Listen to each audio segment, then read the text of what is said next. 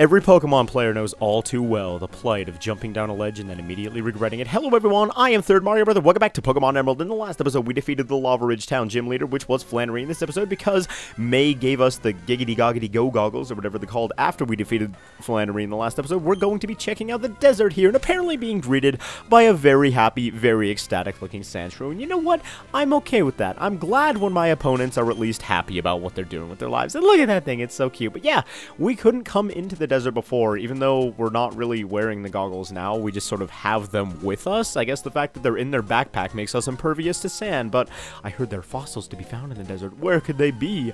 I was standing here spinning in circles for hours and hours, but I still found not a one. What the heck is a picnicker doing in the desert? I have not the slightest idea, but she's going to send out yet another cute Sandshrew. And I suppose I could talk about, there are actually some really unique Pokemon in this area while this battle's going on. It's worth mentioning, I think. You can find your Sandshrews, of course, but you can also find...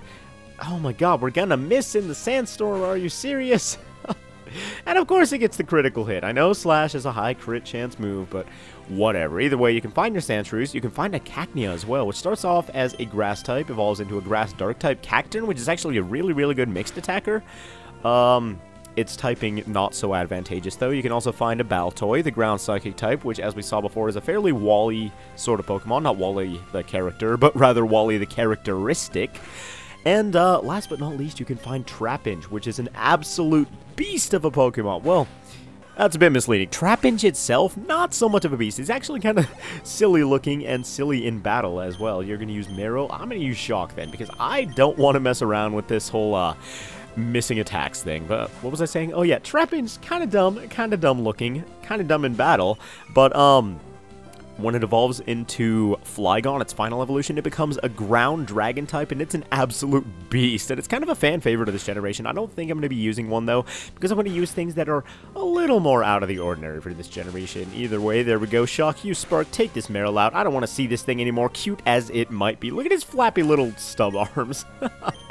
Oh my god, I am such a sucker for the stub arms. Spoink has them, Marill has them. I love them both. I came up short. Yeah, you did, twerp. Either way, we are here in the desert. I'm going to throw up a Super Repel real quick. We've only got one left. Let's use it wisely then. Because, well, we may as well... Ooh.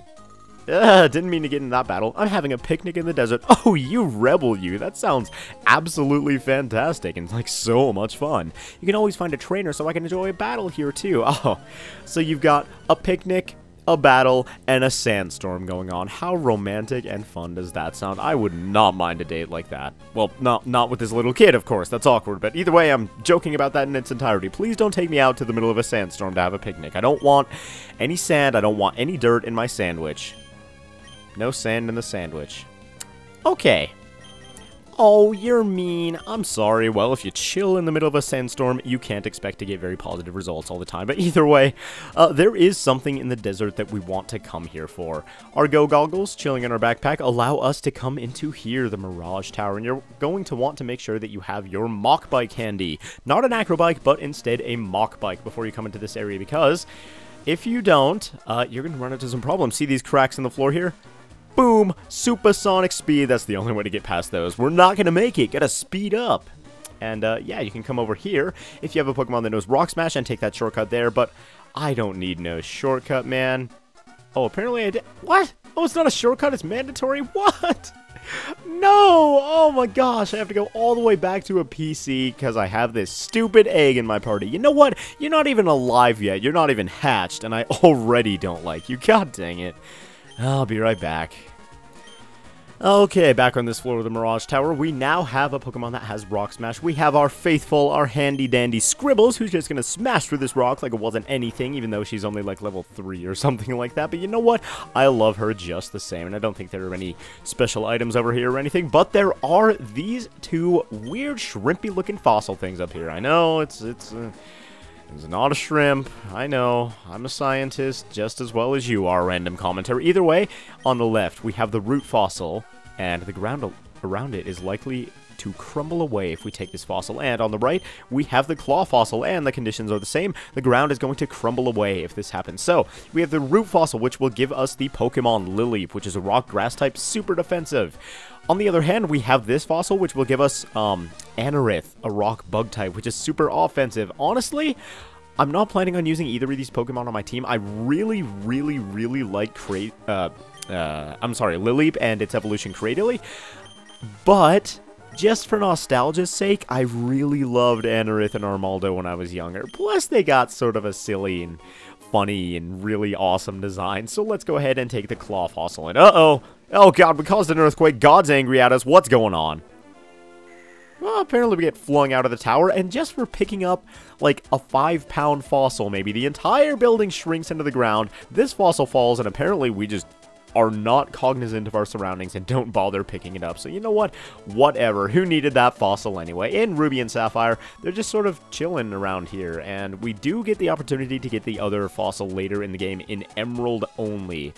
In Ruby and Sapphire, you're stuck with the one that you pick. And that's basically it. Either way, here we have a Stardust, which I believe the only use for is to sell it for money. But you know what? I'm all for that money. This game is all about the green. It's Emerald version. Whoa, that was shocking. Sand rained down in chunks all of a sudden.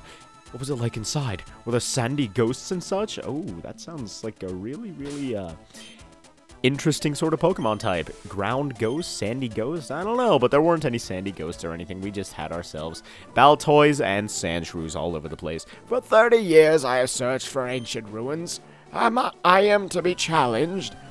30 years searching for ancient ruins. 30 years running around this one single rock. Man, I am super surprised you haven't found anything yet, buddy. Either way, this guy's going to send out a Sand Slash, and we have the Baconator at full health now because, yeah, I healed off screen too. That's what I'm doing. But yeah, if I haven't mentioned it yet, the Sandstorm Raging is going to take out a bit of our health every turn. Every turn. Oh my god. Yes, every 4 years, every presidential turn, a little bit of our health is going to get lost. So you know what? I really don't know what the point is. But yeah, there's actually a Sandstorm summoning move as well. So that if you have a bunch of ground types on your team, or other such types that are immune to the effects of sandstorms, then you can go ahead and use that move, and it'll give you a slight advantage in the battle. And the Sand Slash, please slash yourself in the face, buddy. I don't want to have to deal with you anymore. Are you going to do it? No, you're not. You're going to Poison Sting us. Alright. Alright. Keep on using that Poison Sting. I'm alright with it. Keep doing your thing, Sand Slash. Show off those quills like you mean something. Show off those quills like you were the most beautiful boy in the world, because I just noticed you're a boy, and now this is suddenly... Oh my god, I can't hit with the Psy Wave. Please, just punch yourself. And it's Sand Slash. You know that you aren't gonna win. Come on, dude. Let me get out of this battle. Let me get the other item in this area. Oh my god. We're buffeted by the Sandstorm, of course. We're hurt by Poison, of course. Baconator is not having a very good time right now. So you know what? I'm gonna switch out to Dishwater. Not gonna take any damage from the Sandstorm, because I just realized the Dishwater is part ground type. Sand Slash, please.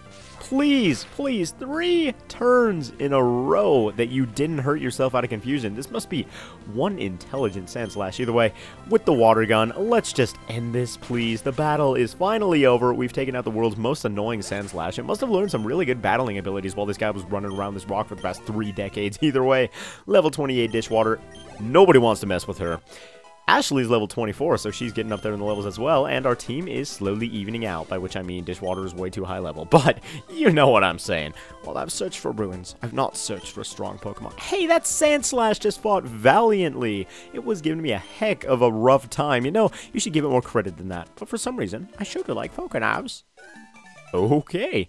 Well, when you take a break from ruin searching, you can go ahead and call me up, and I will beat you to a pulp. Once again, can you turn around, my friend? Your vision is that... Oh, my God. Shouldn't have come to a place like this for a picnic. Why are there so many picnickers? Are these, like, little kids trying to earn their Boy and Girl Scout patches? Have a picnic in the desert. Go into a terribly, terribly dangerous place for your health and put your life on the line. But either way, Sandstorm is raging. I think I'm going to do this battle off-screen, because it's taking way too long at the moment. Aw, I really shouldn't have come. I'm sorry to, like, ruin your day like that, little girl. I mean, I didn't want anybody to feel bad at the end of the day. We have a strange rock formation over here, but more importantly than that, we have a dying Pokemon in our party. So let's go ahead and heal up the Baconator really quick. And everybody's been telling me the Baconator's a sandwich from Wendy's, and I accidentally said McDonald's in one episode. And yeah, the Baconator is a sandwich from Wendy's. The Baconator is also a psychic pig in Pokemon Emerald, so He can be from whatever fast food restaurant that he wants to be from. He is repping McDonald's right now. I don't care what you say about the Baconator, but yeah. Baconator from Wendy's, I admit defeat. I know I was wrong. Here we have TM37 Sandstorm. There you go, guys. That's my gift to you for being so horribly wrong about the origin of the Baconator in real life. Let's go ahead and hide behind this kid right here, because apparently that hiker cannot see behind that small little child, and this Sandshrew is just really rustling my jimmies right now. I don't want to deal with you, my friend. I'm sorry. I should have thrown up a rappel, but apparently I was not feeling doing that. So let's get away safely. Let's put that rappel up finally, and let's get on with our lives. So where are we now, you might ask? Well, we're on Route 116, just on the Rustboro side of the Rust Turf Tunnel. Right here, we have this very official looking businessman. You look familiar, and you smell kind of familiar too. You smell a little bit cowardly. Oh, it's you! You're that person who not only helped me in Petalburg Woods, but also got back my stolen package and then even graciously delivered it to Slateport. Captain Stern informed us that the package arrived too. I thank you very much. Well, if I were a rain cloud, I would shower you with gratitude and hail you as a hero. Hail you... Oh, you. I like you. For you, the most wonderful trainer, I bear good news, and I'm really liking your, what's the words? Encomiums as well. Recently, our company developed a new kind of Pokeball as a token of our appreciation. This is our gift to our wonderful trainer. And he gives us the Repeat Ball, which increases the catch rate of Pokemons that we've already caught. It's kind of awful. Honestly, I have absolutely no idea why you would ever want this Pokeball that I have in my inventory at this very moment. But you know what? To each his own, I suppose. I'm going to throw up this Repel because there's actually something that we want to look at down in Rustboro. So let's go ahead and do that. If you guys remember, in the Devon Corporation building, speaking of Devon employees who are total ripoffs and totally, not giving us any good rewards whatsoever, we remembered that there were a bunch of scientists on one of the floors. Oh, Repel's effect wore off. Uh-oh, a random nerd is gonna jump me now. No, there's scientists on this floor. Been trying to develop a device that resurrects Pokemon from fossils, and it's working! Wait, that thing you have there, is that a Pokemon fossil? Would you like to bring that Pokemon back to life? I can do it with my newly developed fossil regenerator, and yes, we can give this guy the Claw fossil and come back in some unspecified period of time, which is actually just walking out of the room and walking back in, but I'm gonna go deposit a Pokemon first because we're about to get one. Alright, so after leaving the room and coming right back in, you can just talk to the guy again, and wow, he is really good at his job because he has resurrected a Pokemon. He has brought back the dead in the span of 10 seconds, but yes, he's gonna give us our Anorith now, and I don't actually know if, you have to have a slot empty or if it'll just send it to your PC if your party is full, but Anorith, when I was little, I always thought those red things on your face were your eyes, and not your eyes were your eyes. I don't know where that sentence was going, but this guy has red marks in the middle of his face that look super scary, and if those were her eyes, this guy would be terrifying. Then you realize his eyes are kind of poking out the side of his head awkwardly, and it's not terrifying whatsoever.